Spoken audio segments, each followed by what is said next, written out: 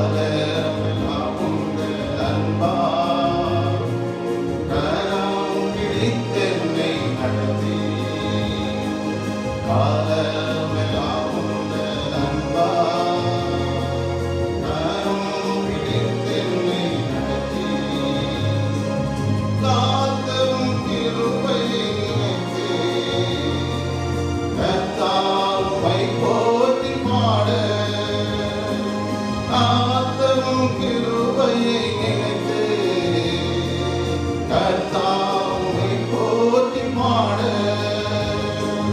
ஆயிரம் நாவுகள் போதா ஆண்டவர் உந்தனை பாட.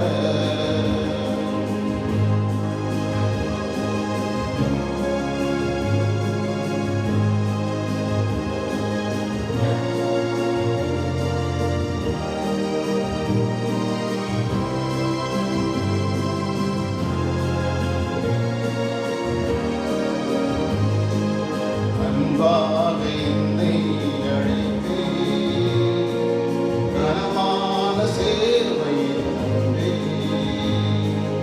அன்பாக என்னை அழைத்தே கனமான சேர்வையில் தந்தே.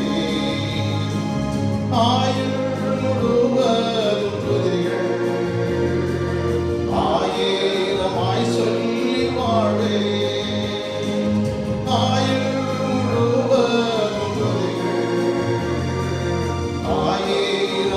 சொல்லி வாழே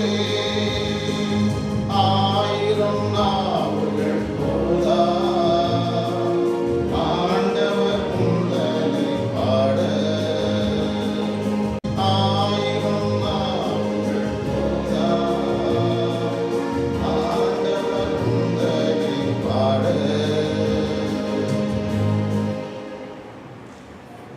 அன்புக்குரியவர்களே, திடப்படுத்தல் ஆராதனை என்பது மிகவும் முக்கியமான ஒரு ஆராதனை.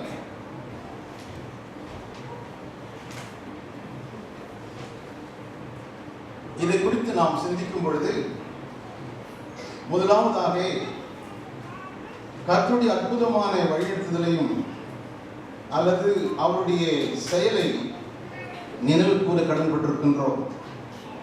We are indebted to remember God's marvelous ways in action. அன்பானவர்களே, இதற்கு ஆதாரமாக ஒருவேளை திருமறைக்கு நாம் வர வேண்டுமானால் கடவுள் நம்முடைய ரட்சிப்பின் திட்டத்தை ஒரு வரலாற்றிலே ஆரம்பித்தார். இஸ்ரவேல் வரலாறு. அப்படி பார்க்கும் பொழுது கடவுள் ஆபிரகாமை பெயர் சொல்லி அழைத்து அவனுக்கு ரட்சியாக்கி அவனுக்கு ஈசாக்கை தந்தார். ஈசாக்குக்கு ஏசா யாக்கோப் என்று 2 பிள்ளைகள் பிறந்தார்கள். அதில் கடவுள் யாக்கோப்பை தெரிந்து கொண்டு அவனுக்கு 12 பிள்ளைகள். பஞ்சம் அதிகமானபடினாலே யோசப், இதெல்லாம் சொல்ல எனக்கு நேரமில்லை, ஏவிக்கு சென்று அங்கே அவர்கள் திரட்சியாக மாறினார்கள். இந்த சூழ்நிலை கண்ட பார்வோ மன்னன் இவன் மீது பொறாமை கொண்டு இவர்களை ஒடுக்கி சிறுமைப்படுத்தி பார சுமைகளை சுமந்து இவள் மேல் சுமத்தி ஆண் பிள்ளைகளையும் கொலை செய்யக்கூடிய திட்டத்தை ஏற்படுத்தினான் பார்க்கிறோம். அப்பொழுது இஸ்ரவேல் ஜனங்கள் ஆபிரகாம் தேவனே, ஈசாக்கின் தேவனே, யாக்கோபின் தேவனே என்று கண்டுவிட்டார்கள். அப்பொழுது ஆண்டவர் சொல்லுகின்றார், அவருடைய கூக்குரலை நான் கேட்டேன், அவருடைய கண்ணீரை நான் கண்டேன், அவர்கள் உபத்திரவத்தை நான் பார்த்தேன் என்று சொல்லி தேவன் மோசேயை அனுப்பி அந்த மக்களை விடுதலை செய்கிறதை நாம் பார்க்கிறோம். அப்படி விடுதலை பணியிலே பார்வோன் அதை அங்கீகரிக்காமல் மனக்கடினப்பட்ட பொழுது 10 வாதிகள் செய்கிறார். அன்பானவர்களே, அந்த வாதிகளிலே கடைசியாக சொல்லப்பட்டது என்னென்று சொன்னால், அவர்கள் பழுதற்ற ஆட்டுக்குட்டியை அடித்து அந்த இரத்தத்தை நிலக்கால்களிலே வாசல் அவருடைய வீட்டு வாசல்களிலே பூசி அதனுடைய மாம்சத்தை சுட்டு சாப்பிட்டு புளிப்பில்லாத அப்பத்தையும் கசப்பான கீரையும் உண்ண வேண்டும். அன்றிரவை என் ஜனங்கள் கடந்து செல்வார்கள், let the people go என்று சொல்லி ஆண்டவர் கட்டளை கொடுத்தார். அதன்படியே அந்த ராத்திரியிலே அன்பானவர்களே, எகிப்து தேசம் எங்கும் தேவதூதன் சங்காரத்தில் கடந்து சென்று பார்வோன் முதற்கொண்டு எல்லா வீடுகளிலும் மனிதர்கள் மிருகஜீவன்களிலும் முதன்மையானவர்களை தலையீட்டுகளை ஆண்டவர் அதன் பண்ணினார் என்று நாம் பார்க்கின்றோம். ஆகவே இதற்கு அடையாளமாக தான் இஸ்ரவேல் ஜனங்கள் இதை பஸ்கா பண்டிகையாக கொண்டுவிட்டு இன்று வரை ஆரம்பித்து வருகிறார்கள். Because the remembrance of God's deliverance from Egyptian bondage. ஆண்டவராக இயேசுவும் அதை ஆசரித்தார். காரணம், அவர் யூத பரம்பரையிலே வந்தவர். அப்படி ஆசரித்து ஆண்டவர் சீடர்களோடு கூட இந்த ஆட்டு மாம்சத்தை அல்லது இந்த பஸ்காயின் மூலமாக நீங்கள் ஒருவேளை அடிமைத்தனத்திலிருந்து விடுதலை பெறலாம். ஆனால் பாவத்தின் அடிமைத்தனத்திலிருந்து விடுதலை பெற பாவமில்லாத ஒரு பஸ்கா ஆட்டு அடிப்பட வேண்டும். அந்த ஆடு நான் தான். ஆகவே என் மாம்சத்தை புசித்து என் ரத்தத்தை நீங்கள் பானம் பண்ண வேண்டும் என்று சொல்லி ஒரு புதிய உடன்படிக்கை ஏற்படுத்தி திருச்சபைக்கு இன்றும் சாக்கிரமந்தாக ஆண்டவர் தந்திருக்கின்றார். It's a sacrament. What do you mean the sacrament? It's inward grace of outward sign. அன்பான உள்ளா தேவ கிருபை பெற்றுக் கொள்வதற்கு வெளிப்படையான அடையாளம். ஆகவே ஒருவேளை இந்த அருமையான பிள்ளைகளாக நீங்கள் இப்பொழுது திடப்படுத்தல் பெறும் பொழுது இந்த அப்பமும் ரசமும் ஆண்டவருடைய சரீரத்தை ரத்தத்தை குறிக்கிறதை நீங்கள் நினைவுபடுத்திக் கொள்ள வேண்டும். ஆண்டவர் வரலாற்று வழியாக அதிசயங்கள் அற்புதங்களை செய்தார். அடுத்தபடியாக ஆண்டவர் இதுவரை உங்களை செய்த நன்மைகளை நினைத்து பார்க்க வேண்டும். நீலாம் பார்க்கும் பொழுது looking like angels. I'm so happy. அதே வழியிலே கடவுள் உங்களை சுகத்தோடு பலத்தோடு இதுவரை உங்களை ஆசீர்வதித்து வந்திருக்கின்றார். நல்ல பெற்றோர்களை தந்திருக்கின்றார். அவர்கள் உங்களை நன்றாக வளர்த்திருக்கிறார்கள். அது மட்டுமல்ல, திருச்சபையுடைய போதனையில் வழிபாட்டில் வளர்ந்திருக்கிறீர்கள். Church is very very important. ஆகவே அன்பான church is our mother. நம்முடைய தாயை போல spiritual mother என்பதை நீங்கள் அறிந்து கொள்ள வேண்டும். ஆகவேதான் எபிரேயர் 13:7 உங்களுக்கு திருவசனத்தை போதித்து உங்களை நடத்தினவர்களை நினைத்து அவர் நடத்தியை நன்றாக சிந்தித்து அவர்கள் விட்டு போன விசுவாசத்தை பின்பற்ற வேண்டும் என்று சொல்லி ஆகியோர் எழுதுகின்றார். ஆகவே ஆண்டவர் ஒன்று வரலாற்றில் செய்த அதிசயங்களை நினைத்து பார்க்க வேண்டும். இன்னொன்று உங்கள் வாழ்க்கையில் கர்த்தர் இதுவரை செய்த நன்மைகள். கடவுள் உங்களுக்கு சுகபலம், ஜீவன், படிப்பு, பெற்றோர், வசதிகள், வாய்ப்புகள் எல்லாவற்றையும் தந்திருக்கிறார். ஆகவே ஆண்டவருக்கு நீங்கள் நன்றி செலுத்த கடமைப்பட்டிருக்கிறீர்கள். அடுத்தபடியாக ஒருவேளை இங்கே கூட்டிருக்கிற நாம் அனைவரும் கூட எண்ணி பார்க்கும் பொழுது, நம்முடைய வாழ்க்கையை சற்று பின்னிட்டு பார்க்கும் பொழுது, புத்தி தெளிந்த நாளிலிருந்து இன்று வரை கடவுள் படிப்படியாக உங்களை வழிநடத்தி வந்திருக்கின்றார். ஒருவேளை இந்த தேசத்துக்கு உங்களை கொண்டு வந்து அநேக 10 ஆண்டுகள், 15 ஆண்டுகள், 20 ஆண்டுகளுக்கு மேலாக கூட நீங்கள் ஊழி செய்து வருகிறீர்கள். ஆகவே அந்நிய தேசத்திலே கடவுள் நீங்கள் சோர்ந்து போன வழியிலே உங்கள் தாயை போல தேற்றுகின்றார். உங்களை பலப்படுத்தி உங்கள் கரங்களை ஆசிர்வதித்திருக்கின்றார். அதன் மூலமாக நீங்கள் பல வகையிலே உயர்த்தப்பட்டிருக்கிறீர்கள். I'm happy. ஒருவேளை சண்டே ஸ்கூல் படித்த பிள்ளைகள் அல்லது நான் இங்கிலீஷ் சர்வீஸ் சின்ன பிள்ளைகள் கண்டக்ட் பண்ணும்போது படித்த பிள்ளைகள் இன்னைக்கு டாக்டர்ஸ், இன்ஜினியர்ஸ் என்று சொல்லும்போது I praise God for God's blessings. ஆக அன்பானவர்களே, ஒருவேளை சாட்சியாக நான் என்னை பற்றி சொல்ல வேண்டுமானால் கூட, நான் 2003 ஜனவரி 17 இந்த இடத்தை விட்டு வேலூர் சென்று இந்த ஊழியத்தை தொடர்ந்து ஆரம்பித்தேன். அப்பொழுது சென்றதுமே வசதி இல்லாத இடத்துல 3 மாதம் இருந்தேன். அதற்கு இன்னொரு ஆலயத்தில் 1 மாதம் என்னை வைத்திருந்தார்கள். அதற்கு 5 கிலோமீட்டருக்கு அப்பால் ஒரு போஸ்டில் 2 வருடம் கொடுத்தார்கள். ஆகவே சற்று கடினமாக இருந்தது. வீடு ஒரு பக்கம், நான் ஒரு பக்கம். இருப்பினும் கடவுள் கொடுத்த பணி என்பதை அறிந்து நான் ஊழியம் செய்து வந்தேன். அதனாலே கடவுள் என்ன செய்தார்? என் ஊழியத்தை ஆசீர்வதித்தார். அதுதான் சொல்ல வேண்டும். அதுக்கு பிறகு 2 ஆண்டுகள் மத்திய வட்டார தலைவராக, 4 ஆண்டுகள் பேராயத்தின் செயலராக, அதுக்கு பிறகு பேராயராக பதவி உயர்வு கொடுத்தார் என்று நான் சொல்லவில்லை. பொறுப்புகளை எனக்கு படிப்படியாக கொடுத்தார். அன்பானவர்களே, இது நிமித்தம் நான் கடவுளை ஸ்தோத்திரித்து அநேகரை அறிந்து கொள்ளவும், அநேக பிரச்சனைகளை தீர்க்கவும், சிலருக்கு உதவி செய்யவும் கர்த்தர் என்னை ஏற்படுத்தியிருக்கின்றார். ஆகவேதான் அன்பான அழைப்பை நாம் உணரும் பொழுது ஆண்டவரை ஸ்தோத்திரிக்காமல் இருக்க முடியாது. ஆகவே கிறிஸ்துவின் அன்பானவர்களே, இப்படிப்பட்ட கடவுளுக்கு நாம் எப்படி நன்றி சொல்வது?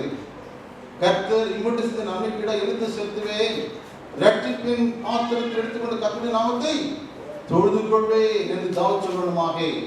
அன்பார்ந்தவர்களே, கடவுள் ஒவ்வொரு நாளும் நமக்கு போதுமான தேவனாக இருக்கிறார். நம்முடைய சூழ்நிலையிலே நம்மை தேற்றுகின்றார், நமக்கு பாதுகாப்பை தருகின்றார், நம்மை உயர்த்துகின்றார். நம்முடைய ஜெபங்கள் செவி கொடுத்த அற்புதங்கள் அடையாளங்களை ஒவ்வொரு நாளும் செய்கிற ஒருவராய் பெரிய அதிசயங்களை செய்தவர் தெரியுங்கள், அவர் கிருபை பெரிதாக இருக்கிறது என்று பக்தன் சொல்லுகின்றான். இரண்டாவதாக நாம் பார்க்கும் பொழுது, அன்பானவர்களே, நீங்கள் இயேசுவில் அன்பு கூறவும் அவரை உங்கள் சொந்த ரட்சகராக அறிக்கை செய்யவும் வந்திருக்கிறீர்கள். You are called to love Jesus and confess that Jesus Christ is your personal savior. அன்பானவர்களே, ஒருவேளை ஆராதனை ஒழுங்குமுறையிலே ஆங்கிலத்திலே ஆய்வு வாசித்தார்கள்.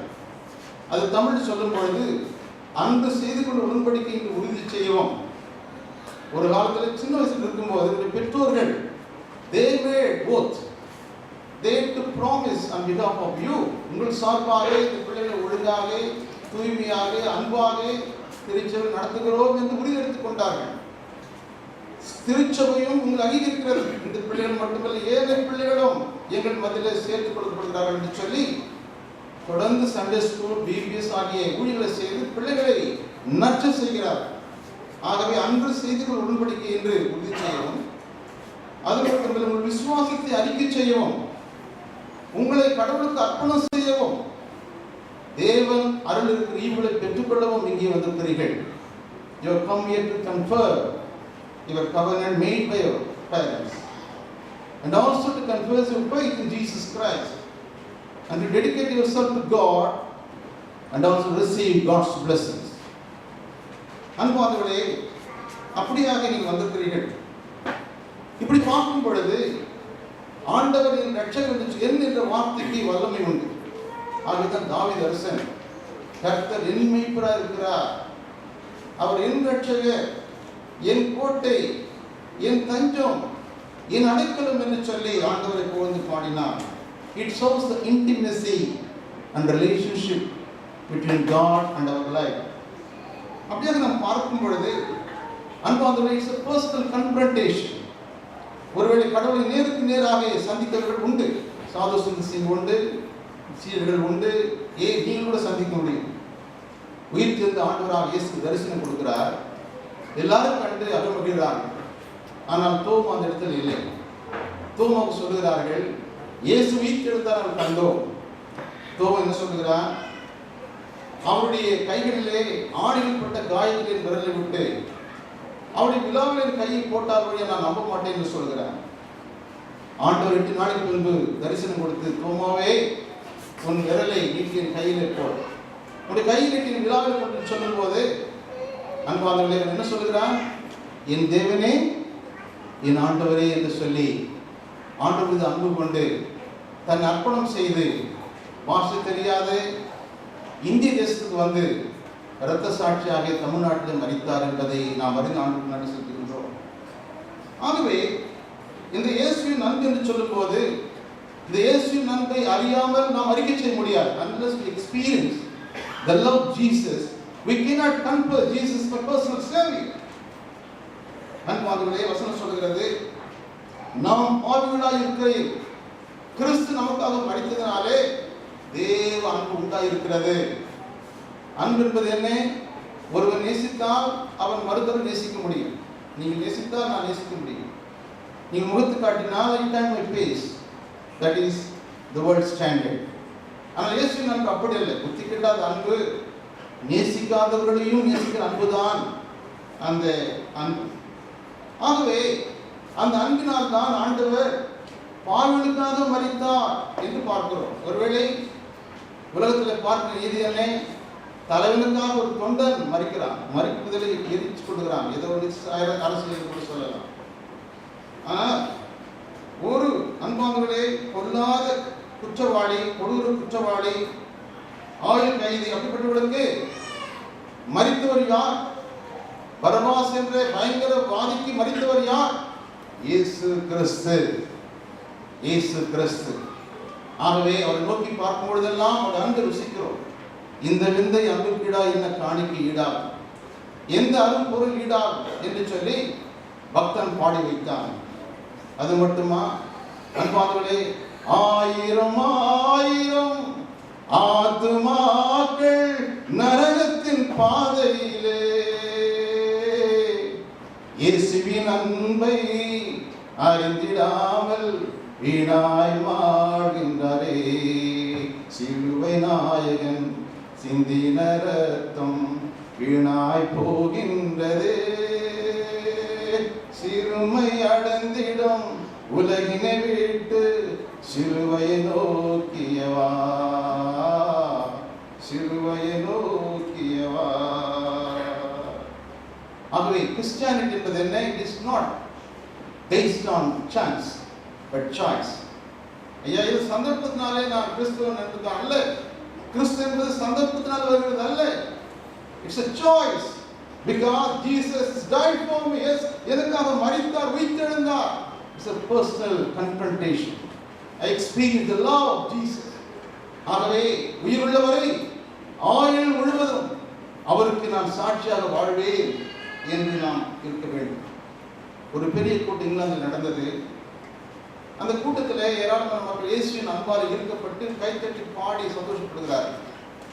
There is a man sitting at the corner. ஒரு விசுவாசி வந்து who is Jesus என்று கேட்டார். இந்த நபர் சொன்னார், he is the savior of the world. Again சொன்னார், who is Jesus Christ. இந்த நபர் சொன்னார், he is the savior of the world.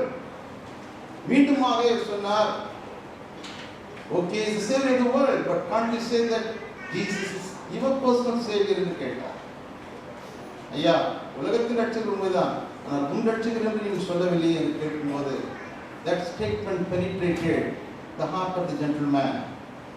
அவர் போய் இங்கிலாந்து தேசம் போய் மூல முடுக்கு corner everywhere he began to preach, he praised God, he conducted prayer meetings, so many things. He was rejected, பரியாசம் செய்யப்பட்டார். And then அன்பானவர்களே, a kind of method he follows became Methodist. அவர்தான் போதகர் அருள் திரு John Wesley, the great man who sent missionaries to all the world. அந்த இங்கிலாந்து சபைக்கு ஒரு எழுச்சி உருவாக்கினார் என்று சொன்னதுக்காக. ஆக அன்பானவர்களே, ரோமர் 10:9 என்ன சொல்கிறது சொன்னால், என்னவென்றால் கர்த்தராகிய இயேசுவை நீ உன் வாயினால் அறிக்கையிட்டு, கர்த்தராகிய இயேசுவை உன் வாயினால் அறிக்கையிட்டு தேவன் அவரை மரித்தோரிலிருந்து எழுப்பினார் என்று உன் இருதயத்திலே விசுவாசித்தால் ரட்சிக்கப்படுவாய். Unless there is something in your heart, you cannot speak. ஆகவே உள்ளத்திலிருந்து தான் வெளியே வரும் என்று சொல்றார். ஆகவே அப்படிப்பட்ட அனுபவத்தை பிள்ளைகளாகி நீங்கள் இந்த வயதிலே பெற்றுக்கொள்ள வேண்டும் என்று நான் விரும்புகின்றேன். மூன்றாவதாக நாம் பார்க்கும் பொழுது அன்பானவர்களே, today you come here to receive God's blessings. ஆகவே இந்த blessing, இப்படிப்பட்ட blessing is a kind of transformation that takes place. God gives you the transformation. ஆகவே இந்த மாற்று வாக்கியத்தின் சாட்சிகளாக நீங்கள் விளங்க வேண்டும் என்று தேவன் விரும்புகிறார். We have to remember God's marvelous ways and action. Number 2, you have to love Jesus and confess Jesus as a personal savior. கடைசியாக இந்த மாற்று வாக்கியத்தின் சாட்சிகளாக you are called to witness for the transformed life. வாசிக்கப்பட்ட 3 பகுதிகளை பார்த்தோம். ஒன்று எரேமியா 36, இன்னொன்று ரோமர் 8, மூன்றாவது யோவான் 14. நேரங்களை விளக்க சொல்வதற்கு ஆக இதில் பார்க்கும் பொழுது எரேமியா என்ன சொல்கிறார்? I will change the heart of stone என்று சொல்கிறார். கல்லான இதயத்தை எடுத்து போடுவேன், உனக்கு சதையான இதயத்தை தருவேன், நவமான இதயத்தை தருவேன். I will give you a new spirit, உனக்கு புது ஆவியை தருவேன், புதிய இதயத்தை தருவேன். Why என்று சொல்லும்போது this spirit of God will always empower you to walk according to the commandment of God.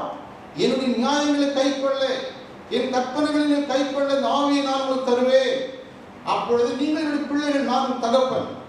Something dramatic change, and it is a mystical change என்பதை அறிந்திருக்கிறோம். அப்பொழுது when we walk according to the Lord's commandment. ரோமர் என்று சொல்லுகின்றார். இங்கே பவுல் சொல்லும்போது மாம்சத்துக்குரிய காரியங்களை நீங்கள் வெறுத்து விடுகிறீர்கள். Get away from sinful nature. அதன் பிறகு நீங்கள் ஆவியிலே அவருடைய பிள்ளைகளாக மாறுகிறீர்கள். When you are led by spirit, you become children of God. தேவனுடைய பிள்ளைகள். எவன் ஆவியினால் நடத்தப்படுகிறாரோ அவன் தேவனுடைய பிள்ளை. You are the child of Jesus. அது மட்டுமல்ல அன்பானவர்களே, ஆகவே sonship.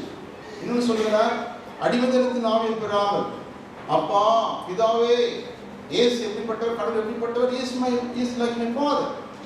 கடவுள் எங்கிருப்பார், எப்படி இருப்பார் என்றெல்லாம் இந்த உலகத்திலே நாடி தேடுகிறார்.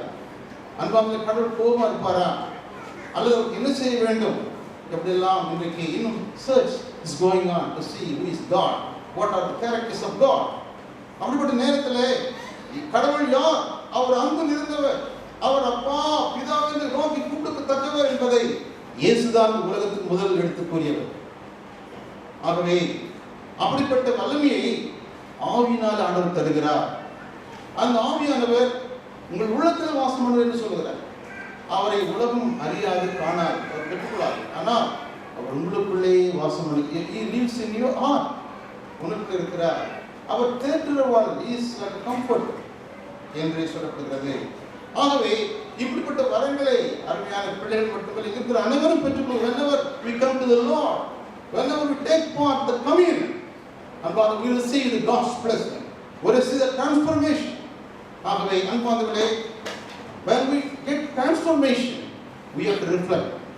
இல்லையா, ஒரு கண்ணாடி பார்த்தா அது ரிஃப்ளெக்ட் ஆகும். ஆகவே we have to reflect God's character. ஆகவே அதை சுருக்கமாக சொல்லி முடிக்கிறேன். அன்பானவர்களே, பிள்ளைகளுக்காக சொல்லும்போது ரோமர் 12 என்ன சொல்லப்படுகிறது சொன்னால், நீங்கள் சரீரங்களை பரிசுத்தமும் தேவனுக்கு பிரியமான ஜீவ பலியாக ஒப்புக் கொள்ளும் என்று தேவன் இருக்கிறதை முன்னிட்டு வேண்டிக் கொள்கிறேன். Offer your bodies as holy temple and also a living sacrifice, and then your worship becomes a faithful one என்பதை அறிந்திருக்கிறோம். ஆகவே அன்பானவர்களே, பார்க்கும் பொழுது உங்களுடைய சரீரங்களை பரிசுத்தமாக அல்லது ஜீவபலியாக ஒப்புக் கொள்ளும் என்று தேவன் விரும்புகிறார். அடுத்தபடியாக இந்த ஆவியின் வரங்களை பெற்ற நீங்கள் அன்பானவர்களே, ஆராதனையிலும் ஐக்கியத்திலும் தவறாமல் பங்கு கொள்ள வேண்டும். நிறைய தடவை நாம் சாப்பிட்டு சொல்லுவோம், ஆலயங்களுக்கு செல்லும் போது அவர் சர்ச்சஸ் ஆர் ஃபுல். நீங்கள் தென்னிந்தியா வரும்பொழுது எந்த சர்ச் பார்த்தாலும் சரி, எனி டினாமினேஷன், இது CSI or Methodist or Salvation or Lutheran or independent, whatever church denomination, people are coming overflowing every day, every Sunday. I praise God for that. But ஆனால் ஒன்று பார்க்கும்போது 8:30 மணிக்குன்னா 8:30 மணிக்கு பாதி வருவாங்க, 9 மணிக்கு முக்கால் வருவாங்க, 9 மணிக்கு வருவாங்க. அப்படி அல்ல, you must participate. இல்லையா, faithfully you must participate because God has given you time, talent, everything God has given you. ஆகவே you must wait for the worship. அன்பானவர்களே, you must come prepared for the worship. ஆராதனைக்கு ஆயத்தத்தோடு வர வேண்டும், வேறோதான் அல்ல என்று நடந்து கொள்ள வேண்டும். அது மட்டுமல்ல, இந்த ஆராதனை பங்கு பெறும் பொழுது God gives a great fellowship. We are incorporated or united with the body of Jesus Christ and also with fellow men. ஆகவே இயேசு கிறிஸ்து யார், அவருடைய சரீரமாக இருக்கிற அத்தனை பேர்களே 200 பேர் இருக்குமா, 200 பேரும் இயேசுவின் கண்களாக கைகளாக இருக்கின்றோம். Whatever may be the denomination, we have come here as one family. ஆகவே அன்பானவர்களே, அந்த ஐக்கியத்திலே நீங்கள் சேர்கிறீர்கள். ஒருவேளை தெரிந்த திருச்சியுடைய மெம்பர்ஷிப் 40 லட்சம், இன்னும் சொல்கிறார்கள், அதிகமாக சொல்கிறார்கள். ஆகவே அந்த சபையில் நீங்கள் மெம்பர் என்று சொன்னால் நீங்கள் இப்போ 40 லட்சத்துக்கு 23, இந்திய தேசத்தில் கணக்கிட்டால் 1 கோடி அடிச்சுக்கலாம் இல்லையா, 1,23,00,000 added to the body of Jesus Christ. அதுக்காக நான் ஸ்தோத்திரம். ஆகவே அப்படியாக நீங்கள் சேருகிறீர்கள். இப்படி ஆளுக்கு வருவது எப்படி nurtured to the gospel. அன்பானவர்களே, இந்த நற்செய்தி மூலமாக ஒவ்வொரு நாளும் நாம் வளர்க்கப்படுகின்றோம், போஷிக்கப்படுகின்றோம். இந்த ஆத்துமா வாழ்கிறது என்பதை அறிந்து கொள்ள வேண்டும். ஆக அது மட்டுமல்ல, இந்த தாளங்களை பற்றி நீங்கள் இந்த டேலண்ட்ஸ் நீங்கள் மற்றவங்களுக்கு பயன்படியாக யூஸ் பண்ண வேண்டும். You must utilize the talent for the glory of God. இந்த திருச்சபையிலே நமக்கு தாளங்கள் உண்டு இல்லையா. ஒருவேளை ஐக்கிய திருச்சபை தான் இது, திருச்சபை லுதரன் சால்வேஷன் ஆர்மி, ஐ பிரைஸ் காட், நிர்வாகம் இருக்கிறது.